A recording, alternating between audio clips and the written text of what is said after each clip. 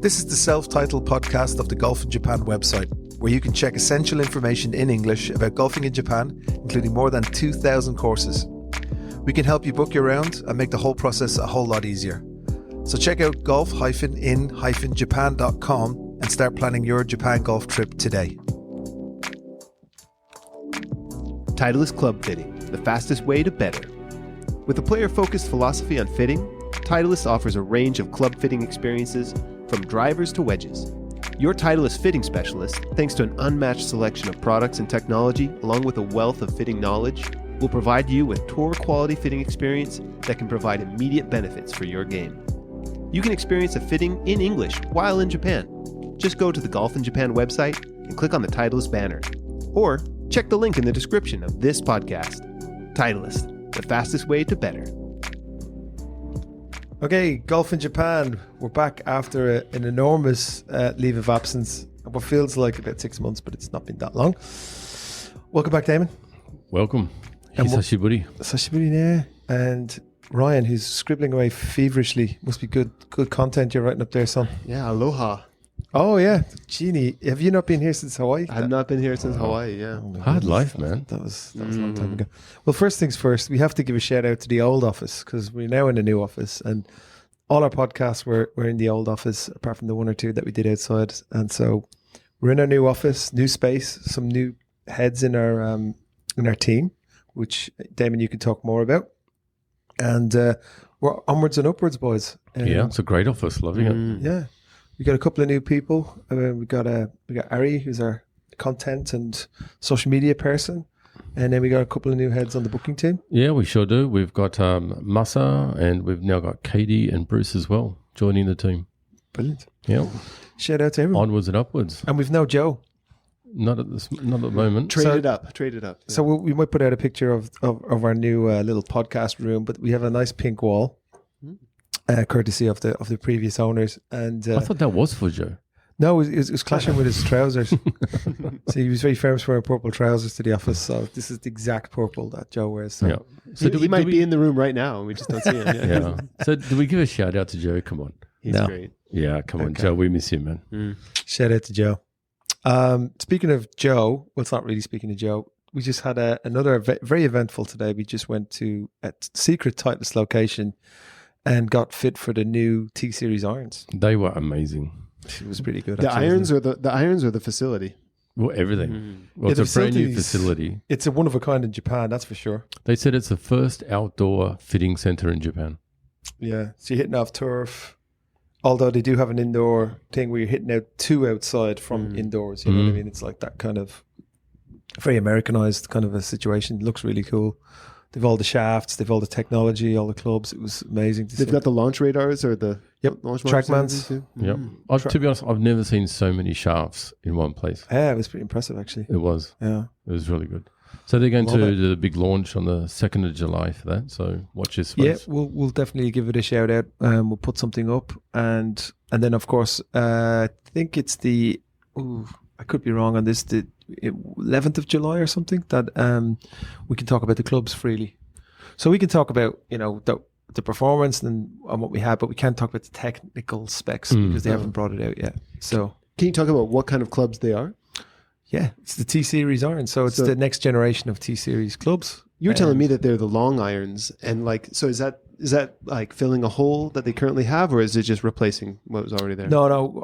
We had a go just before we left, and I just put my back in. These driving irons, the new utility driving irons, and I was like, I'm terrible at hitting these. So I'll give it a go. So I was trying to rip it, and I'd sat down for like 25 minutes beforehand, and my back just got a little bit tweaky. And that's why I was hitting it badly. Actually, I did hit one good one, but I'm a little bit twiggy today. But now back to the clubs. So what we can say is it's the new T Series irons, and what they've done is they've improved on the last clubs. How they've done that, loads of different ways, but they have this thing called 3D. And 3D means 3 Ds, I should say.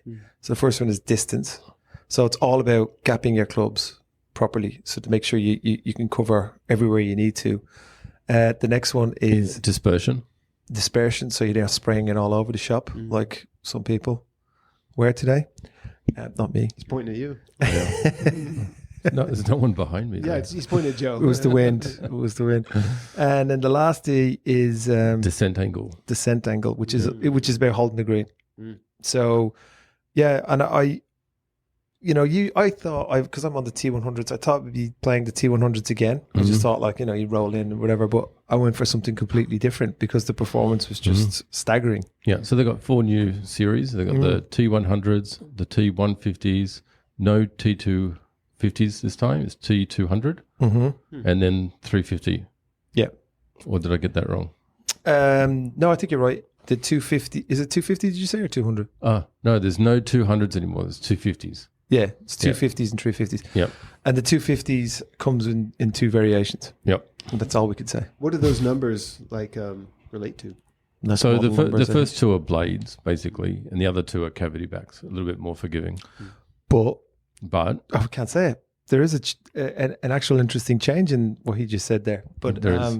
Yeah, it was just amazing. But the most amazing thing was my fitting.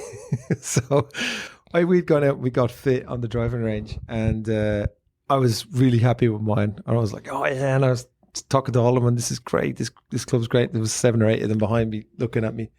And we go in, and then they wanted to give us a bit of more of, in-depth information. They had this presentation. They were going through it with us. And then when he came to my club, and I was looking forward to it, and then he said, oh, this is the club that we've made for, it's for higher handicappers, but it's been really popular with junior women.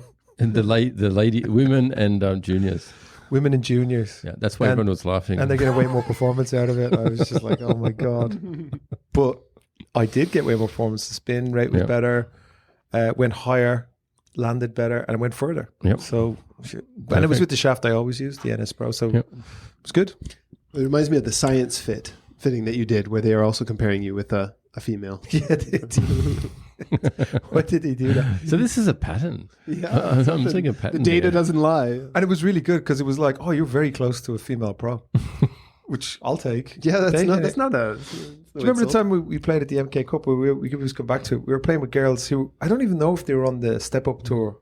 I think they were like influencers. Yeah. They were trying. Some of them were influencers, and some of them were actually trying to get up onto the second tour, which is the Step Up tour in Japan. And they were hitting it like tiny little draws, 260 straight down the middle. I have no problem to be compared to one of them. Obviously, I'm a lot bigger and heavier than they are, so I should hit it longer. But I'm older. Yeah, they certainly look better too. But they do. What else have we been getting up to? Okay, before we get into Hawaii, because we need to hear about your Hawaii experience.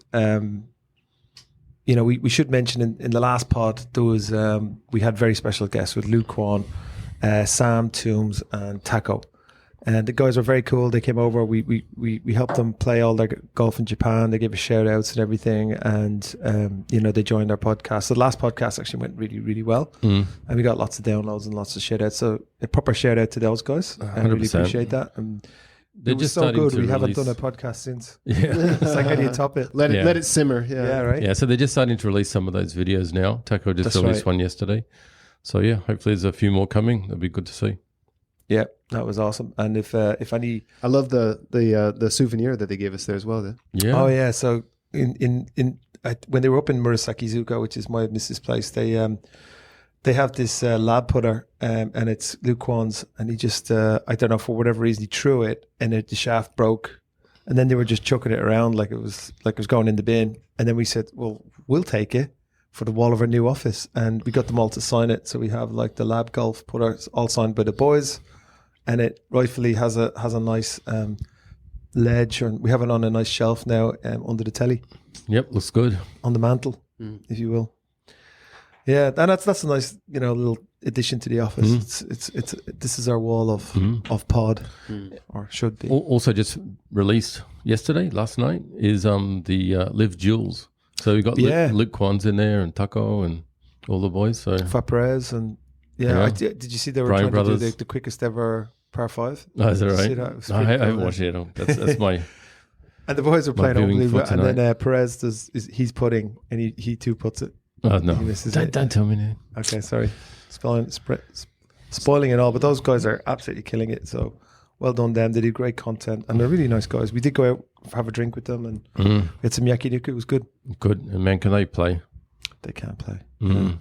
So go on. Ryan, tell us all about Hawaii. So the prefecture of the week is Hawaii. Yeah, like it could have been a part of Japan in another Well, alternative universe. In some ways, it is. There's probably more Japanese people there than It was locals. never a part of Japan. I mean, No. just before the war, Guam and Saipan was it?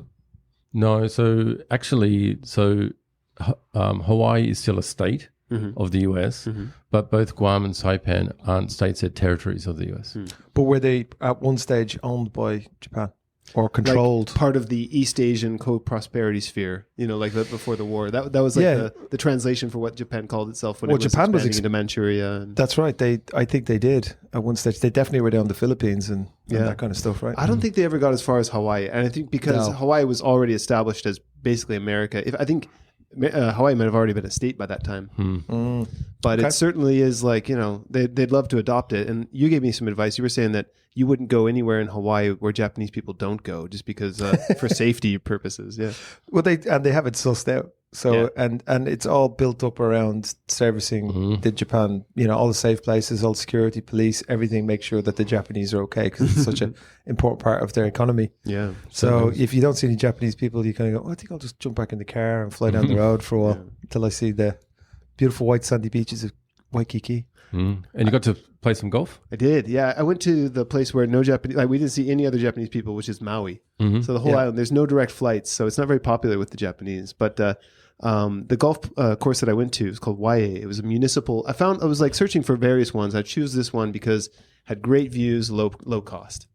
There's much better ones, of course, like all around the island. But this one is up north, and had a wonderful time. But it was the only place where I was like, I was kind of scared to get out of my car when I went to the supermarket. I was like, I don't know about this area. Was there like people playing golf barefoot and that kind of thing? So the course was quite nice. And there was a lot of like kind of military dudes and, locals. It's for locals, more or less, right? That's cool.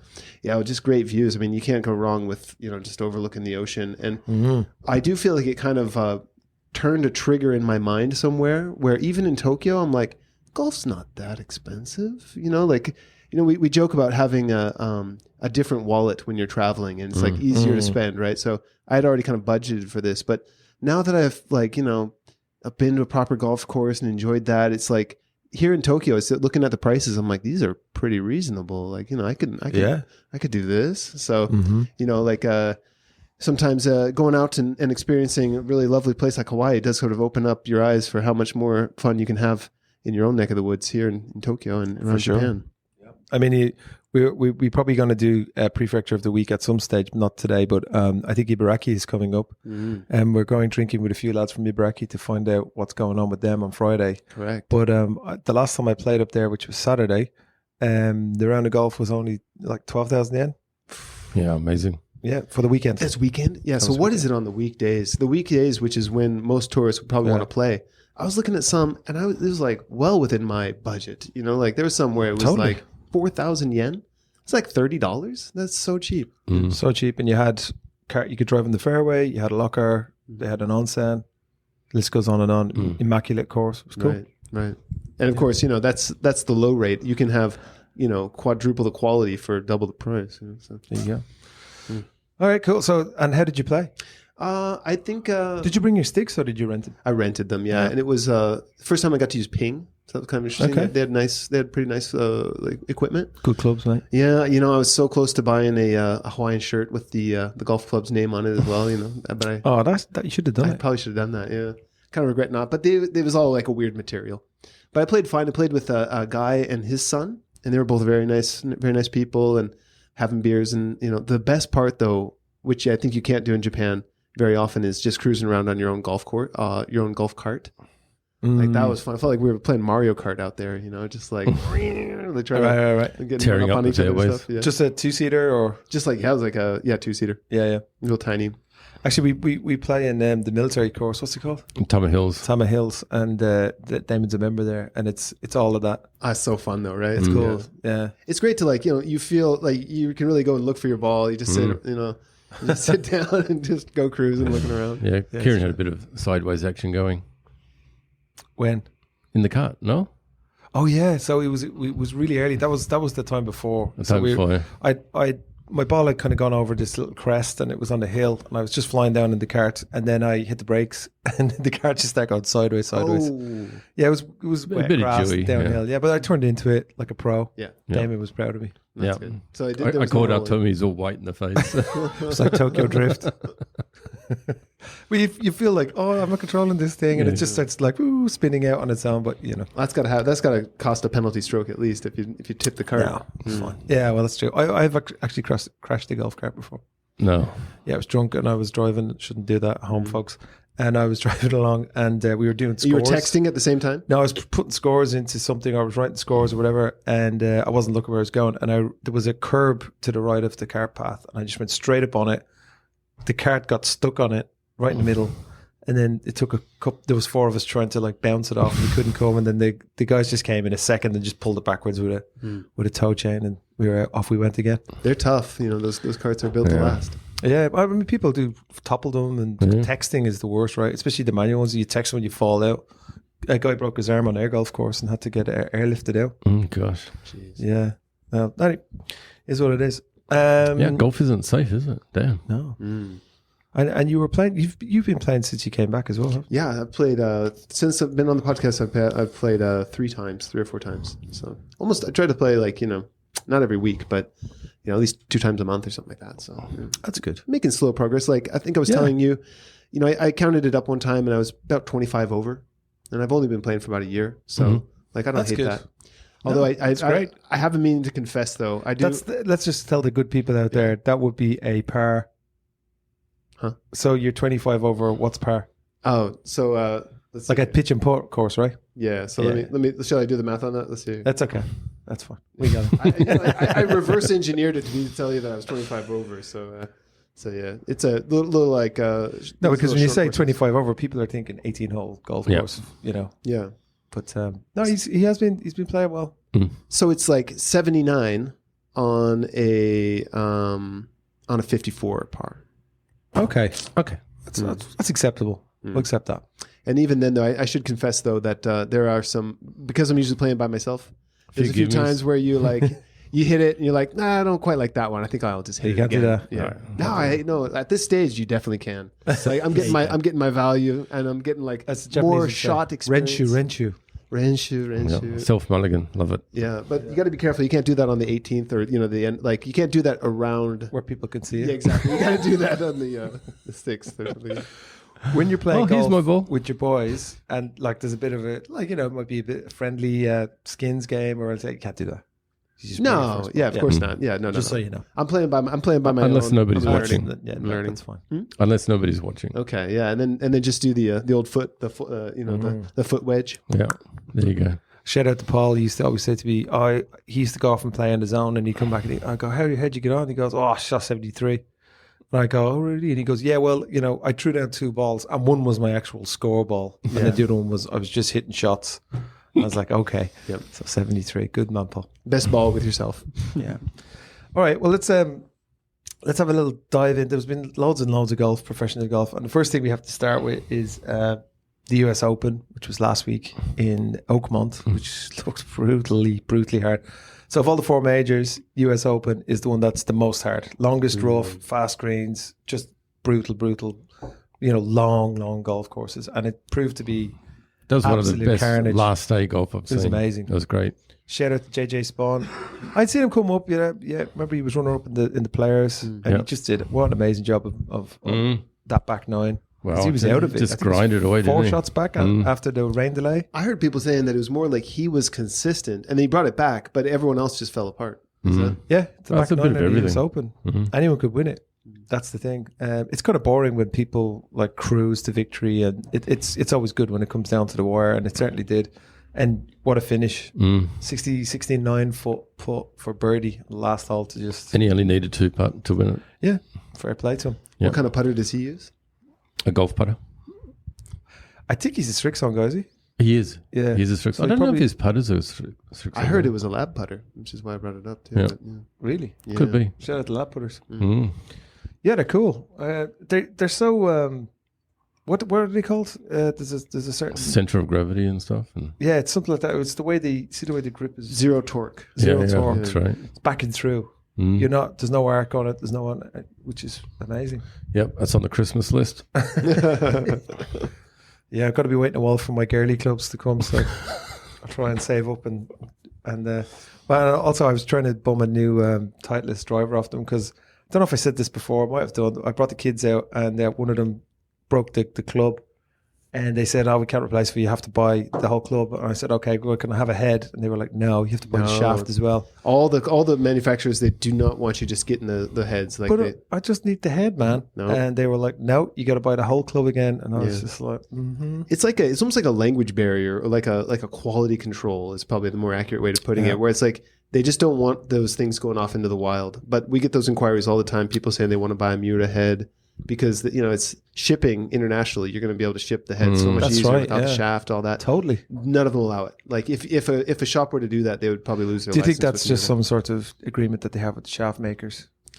I think it's also quality control. So it's like they don't know. So it's like I could say, "Oh, I got this Miura," but like somebody who's unqualified could have put it together. And so it's a piece of crap. Yeah, that's true as well. I suppose, yeah. So it's I just probably sticky tape on it, and we'll see how long we can rock it. No, it loses the. Oh, it's definitely making funny noises as well. King, king. It's like that. I saw amazing putters though. Double Eagle. So I did that Double Eagle tour. Checked out the coolest golf shops What is Double in Eagle? Tokyo. I know what a Double Eagle is, but do people know it's an actual shop here? I don't know. I mean, the way that you guys introduced it to me originally, and so it just kind of filled me with this like reverence, where it's like, oh, these are the coolest shops, the coolest golf shops. They're so boutique, so high end. It's high end stuff, and it's really procured. It's very they've managed. They're only getting the stuff that they like to put in there, so it's very high end stuff. I remember you could get golf shoes with your flag put on them as part of the, if you got white golf shoes and you wanted the Irish flag inside, they'd do that for you. They're a very, very nice shop. And how many do they have? There's, I think there's at least 5, but in the Tokyo area, there's 4. So there's Ginza, Ebisu, Shinjuku, and Kanagawa. Nice. And which is down by Yokohama. And if you come through golfinjapan.com, we can help you to get the reservation so you can speak with the right person that's there. They'll know what you're looking for. They can help you get a club fitting or a demo. But on top of that, soon we'll be able to offer a 5% discount on top of all that too. Nice. So, but the reason I brought them up though is they had amazing putters. Just like, especially the Yokohama shop, they had with the projection mapping onto the green. Modern things. Yeah. Shows you the line. Yeah, it shows you I'm sure they have it, and then they also have like the floor like kind of goes up undulating. And down, undulating. Yeah, but they had all the Scotty Camerons. I don't think they had Lab, but they had like really nice. Did they have that? Oh, we also went. Have we talked about Argolf? No, not really. They have them there though. Yeah, Argolf. So we went to this. It's a French brand in Japan, and there's a lot of ex-Callaway guys rocking it, and these are some of the most premium, expensive golf clubs I've ever laid my mitts on. And they have a way of, they're from the aerospace technologies realm, and they have a way of condensing steel, and they have milling machines that are more accurate than anything else on the planet. So they made all these amazing wedges and putters, and my God, are they cool. And hand-stitched leather. They look like an old Ferrari Testarossa hand-stitched leather kind of steering wheel. Amazing. Yeah. That Masamune, which is Japan exclusive. The Masamune, which is the famous sword maker, I think, right? Or famous samurai dude. But that club is so cool looking. I put that up on my Instagram, and everyone was like, "Well, what is that? Can I get one?" And the wedges as well. The wedges had all this kind of cool graphics on them as well. Look really nice. Okay. So did you say in Double Eagle how people can get the discounts? So it's not quite available yet, but we'll have it on our website and soon. It'll be like a QR code kind of thing that you show the staff. Oh, right. But if you're there and you tell them that you're with Golf in Japan, then they'll certainly look after you. Yeah, they'll look after you for sure. That'd be cool. So we'll put them on the shop section so that each Double Eagle will have its own shop page. And then if you're in there and you whip out the QR code, they'll knock how much off? 5%. Nice. Okay. And that's on top of the 10% off for the duty free. So you're getting 15. Okay. Yeah, that's worth it. Very special. All right. That's actually the first place I went to get a fitting. Didn't you? Yeah, you bought your Callaway clubs there? Yeah. That's what's nice is they have all the major brands and good stuff. Some boutique. They don't have Miura, but they've got Titleist there as well. They do, yeah. They do, and actually clothes as well. If you're a bit of a, if you're a bit of a dapper Dan and you like to look the part, the pearly gates, and there's 2 girls in there that are like, and this is the Ebisu one. This is the only one I've been in, and they will absolutely make you 7 outfits if you want. You're gonna have to pay for them, mind you, but they really coordinate all the golf stuff for you. Wow, that makes a lot of sense. Yeah, the Ebisu one, I was really impressed by the fashion. They've got like just a row amazing. of mannequins that all look super cool. But that's a great idea because there's those cute girls, and you can enlist them to help you. That's what they do. Right. Oh, okay. So you go in and they say, okay, and you say, I'm just looking for a shirt. And they say, well, okay, well, are you gonna wear pants like that? And you're like, well, I might do. And they, well, look, because of your hair color and blah blah blah, you should be. And they straight in, and you're like, okay, and then you buy 6 outfits, and off you go of extra bendy pants and stuff. All right, let's go on to. We're still on the US Open. So JJ Spawn, shout out to that.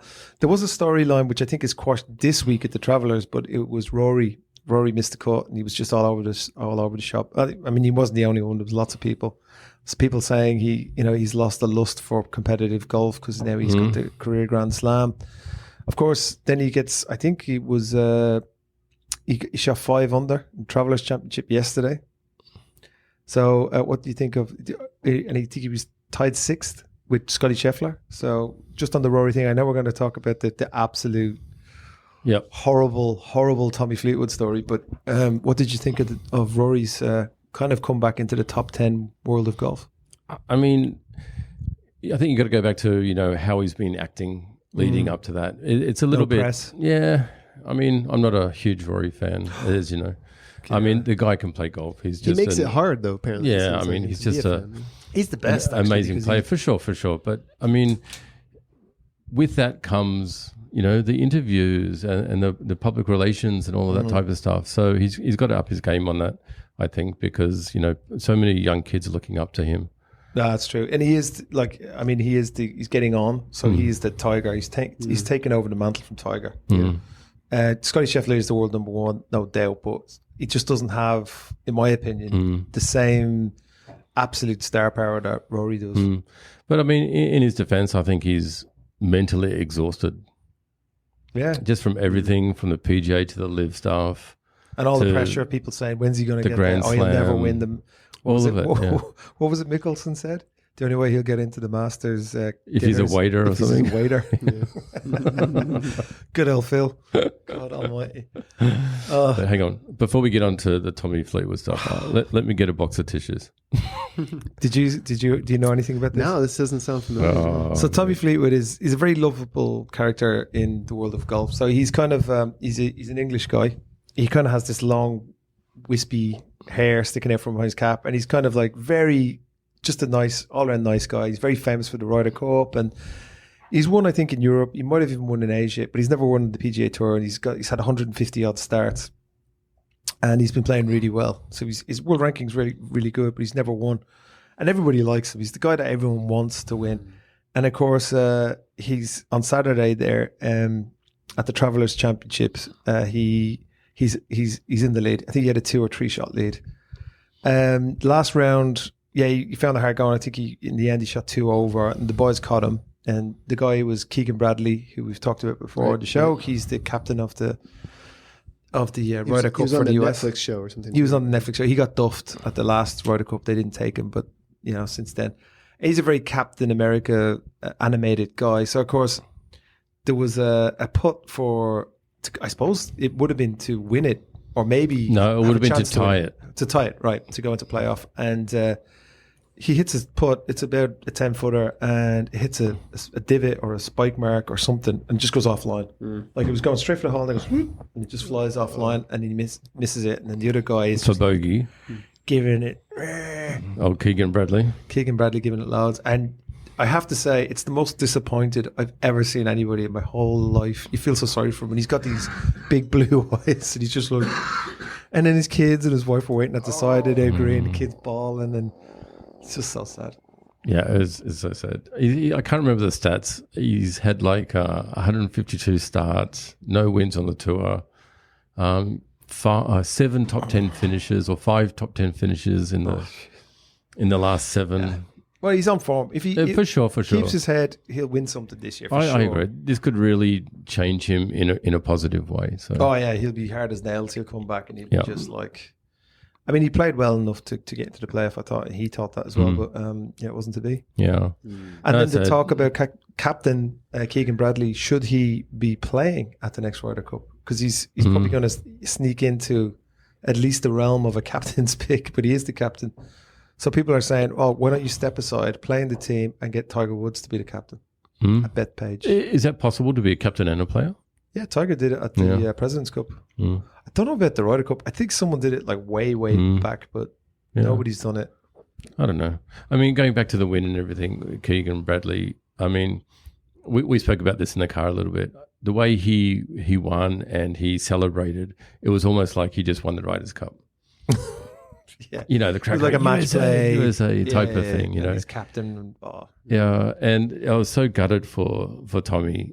And congratulations to Keegan. Obviously, he played well for the 4 days to get there, to be in that position and to win. So, you know, hat off to him, all that type of stuff. But I think maybe he could have toned down the celebrations a little bit. It was kind of like a real... Yeah, I mean, people were talking about it, especially in Europe, saying that like it was a bit over the top and it wasn't sportsmanlike. And then they're saying like, oh, that now we have another little storyline going into the Ryder Cup where it's like, don't forget what a dick he was, and Tommy Fleetwood wants revenge and blah blah blah. So probably does Fleetwood have the opportunity for revenge? Well, if he does, if he does play, I mean, they could be matched together, either in foursomes, twosomes, or single play on Sunday.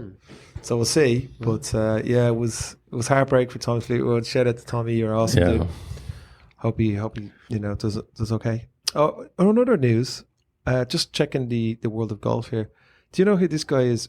Brian Rollup. I hope I'm pronouncing it right. Rollup. So he was the number 2 guy in the NFL. Wow.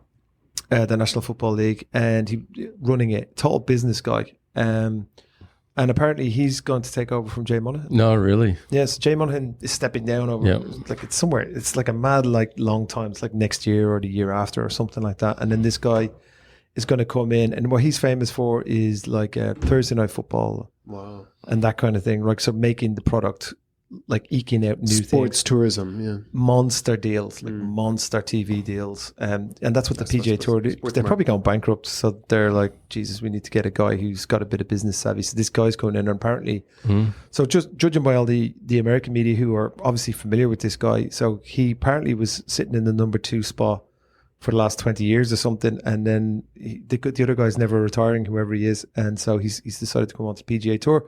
He's not really a golfer. He says he plays 10 times a year. So, but I don't think that's why he's there. No, it's not. It's a business decision. Yeah, you want to get someone in who can, these elevated events and paychecks and all the rest of it. Has to be.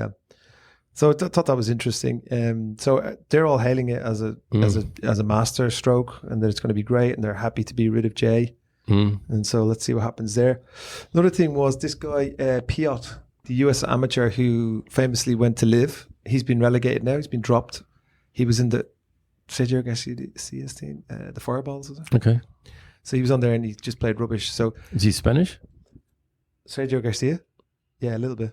So Sergio got... No, Piot. Oh, yeah. Piot. So the Fireballs are mostly the Spanish guys, right? Yeah. But the interesting thing about him is, so he was the reigning US amateur and he got brought straight in. Apparently his first 3 events, which was including the Masters, he missed his cut, so he wasn't really playing well. Liv came to him and said, "You want to come over for mad money?" He said, "Yeah, love it." Came over, just hasn't really done anything. But he's playing this week on the PGA Tour. So he's the first guy to go from Liv back to the PGA Tour. He got a sponsor's invite, so he hasn't got his card, to the Rocket Classic. Okay. Which is this week. So it'll be interesting to see how he plays. I see a picture of him. He looks like he's about 10 years old, this kid. He's got spots all over his face and stuff. Yeah, so I thought that was interesting. What was the other thing that you were saying to me before we came on? The Jewels. The Jewels. When is that out? That's out last night. Came out last night. You haven't watched it? No, tonight. Tonight's the night. So that's when you'll have like Luke Kwon play Bubba Watson. That's a rematch. That's a rematch. Yeah, and that'd be good. And that's a 9-hole. 18. Not sure actually. Okay. Yeah.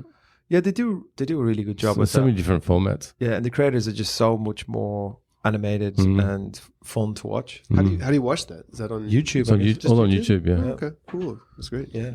That's where it's going, mate. That's Yeah, it's not going to be. 100%. I hope 100%. so. I mean, because that's right now it is. I don't have all the channels and stuff, so it's hard to see it sometimes. So we can't forget the ladies' US Open. That's right. Your countrywoman, Woohoo! shiny legs. Yeah, Minji Lee. She had the very shiny legs. Well, I was just like flicking through, and I just seen, her. Yeah, she was killing everyone. She's a good looking lady, but she had the shiniest legs I've ever seen. Maybe she was sweaty. It was hot. I guess so. Probably would have. She probably had like leggings on, or No. shiny. legs of iron. Yeah, Minji Lee won by 3 strokes. Yeah, what an amazing player. Yeah, isn't she what? She's won a major before, right? She has. Major. Yeah. Well, And that's her brother, right, on the PGA Tour? yeah, Min Woo. Yep, that's right. Min Woo Lee. So they're the only siblings to ever represent any country in the Olympics. I watched that on the Netflix show. Well, there you go. Pretty good. Yeah, Minji's cool. Min Woo's really cool. He's another gets the whole content on YouTube thing. We've talked about him before. He's a legend, and he hits these like 2-yard stingers. You like him? I think I've seen him. Yeah, I think my back is twinging thinking about him hitting those two. What was the last tournament he won? He won like about a month ago. Yeah, did we ever talk about that? No, what was the tournament? You'll never forget it because he's got this putt to win it, and it's like a 1-foot putt, and he still goes up and pretends to find the balance on the grass and everything, and turns around, has a bit of a smile and a. Oh, that's right. And he's not a big guy either. No. Guy, but he was like but he can really stripe it though. Yeah. Houston Open. Oh, okay. Don't know what that one was coming from. It was Aaron's first PGA Tour win at the Texas Children's Houston Open, and he's happy. And his sister won recently. Is that what you're saying? Yeah, she's won the US Open, Okay. ladies. The KPMG Women's US Open. He looks, Minwoo, like I remember talking about him, he looks quintessentially Australian, right? Because he's got like the bit of a mustache and the bit of the mullet going. Well, he's Korean, I suppose, but he's Australian Korean. Australian now. Yeah, he is. Aussie through and through. No, he's got a bogan moustache. He's and a bit of a mullet. So although his hair looks a bit better, we were talking about his hair one time. Got a few highlights, look really nice. So highlights and shiny legs. Watch out for them. Yeah, there's something I wanted to bring up. I mean, it might be a change of topic, but I wanted to ask your guys' opinion about the new Mizuno balls. Don't know anything about them. Yeah. I know about the new Titleist balls with the stripe ball around. They call the 360 something or another. Oh, really? Titleist has kept new balls too, huh? Well, it's not new balls. It's just that they're all doing it. So TaylorMade did it first, then Callaway did it, and then now Titleist are doing it, where it's like a stripe going all around the ball. Oh, is more cosmetic or? Yeah, it's for people who line up the ball and you see it go end over end, and if it starts wobbling, you hit your put off kind of thing. Okay. Yeah, but tell us about these Mizuno balls. Yeah, so Mizuno's coming out with a new ball line called the Mizuno Pro, the S and the X. Oh, doesn't that look nice? And I know that they already, obviously they make balls now, but this is, I was hoping you guys would tell me more about it, but like what in terms of what is going into it. I know that the S is softer, so it's for more like mid trajectory, and the X is firm for high penetrating flight, but with speed and control. But just they look really nice, and thing that caught it on my radar was that the 3 shops that we service for the Mizuno flagship stores, you can go and have a test demo, so you can demo the balls for free, but you can make a reservation with that on Golf in Japan, and go and check out those balls if you're in Tokyo or Osaka. I will check them out.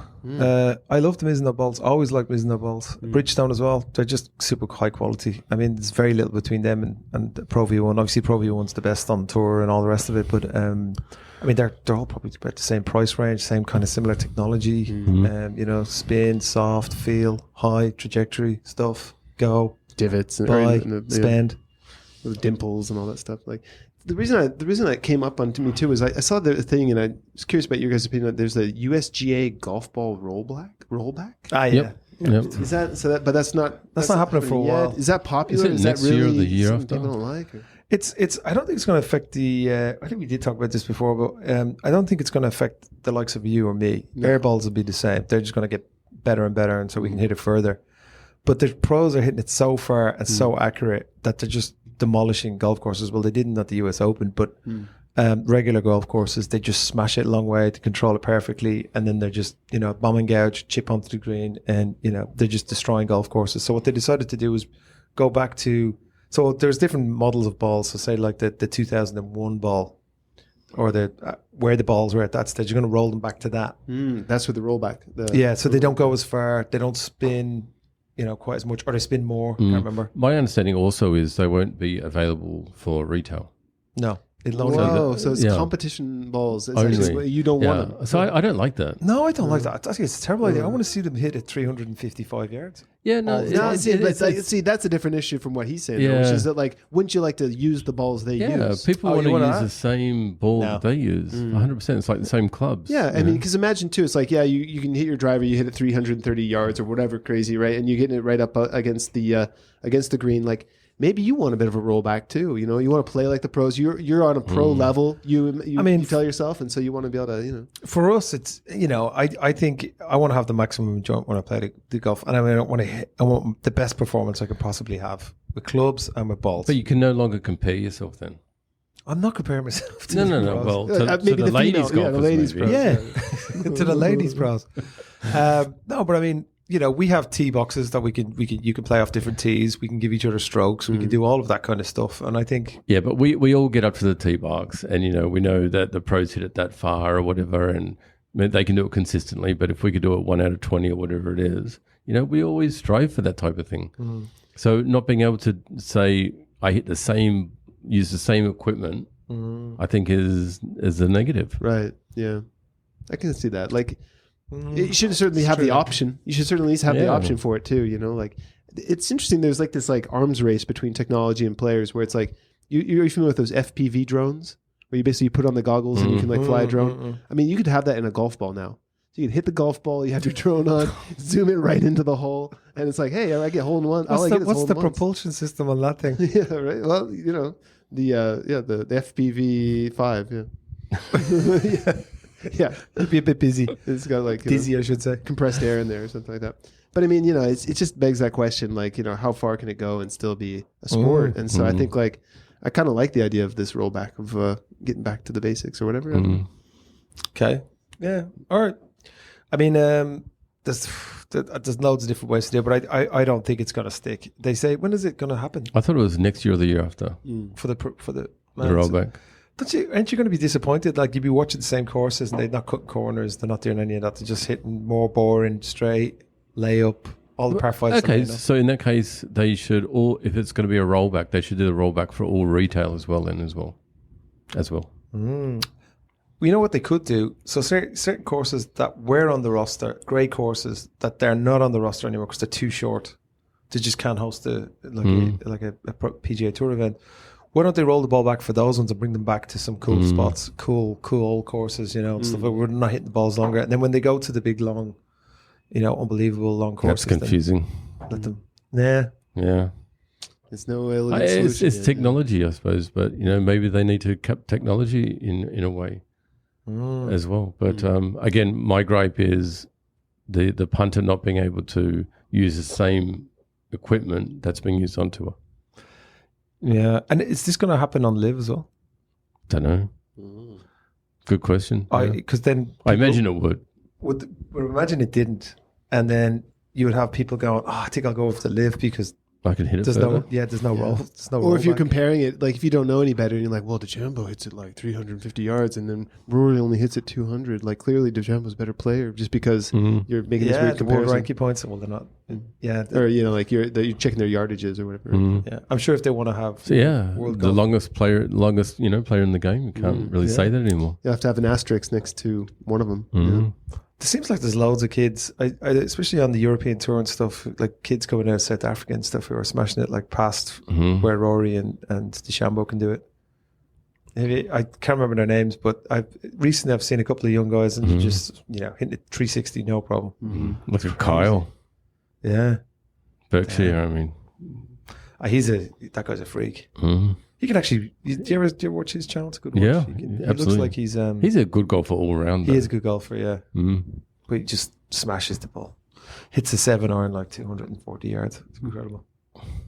Can't deal with that. No. Just mindful that we're getting on with our time. I was thinking, we were talking about it in the car today, coming back from the Titleist fitting. We wanted to do a giveaway, and I'm going to mention it on the podcast, but I'll also mention it on social media. we've gotten some cool merch going. We've done a collab with Snaps, which is the ball marker that you slide on onto the back of your hat and it keeps your ball marker. We've made some cool Golf in Japan ones with our samurai logo, and they come on. It's a nice little thing. You can put any marker you want on it. It's just magnetic. But we were thinking about giving away probably quite a few. We could give away a couple of dozen. To just people who like and share and follow us on social. So if you'd like to be included in that, and what we'll do is we'll just maybe pick one a day for 2 or 3 weeks, and we'll DM them. And anyone who likes and shares our stuff is in with a chance, and we'll post them anywhere in the world. Nice. Yeah. They're great. I love them. They're cool. They're very cool. They've been getting widely received and nicely received, I should say. Yeah. Obviously, DeChambeau uses them. That's right. He is. Yep. I think is he invested in it? I saw, what is it? Yes, he is. And he's also like a consultant. Oh. Yeah, they're bringing out a mini one and stuff, and that's exactly what he wanted. He said, this is cool, but it's too big. Make it smaller, and they did it. Yep. So that'll be cool. And so other than the giveaway, I don't have anything else for this week. Do you have anything else, boys? No, that's about it. No golf this weekend?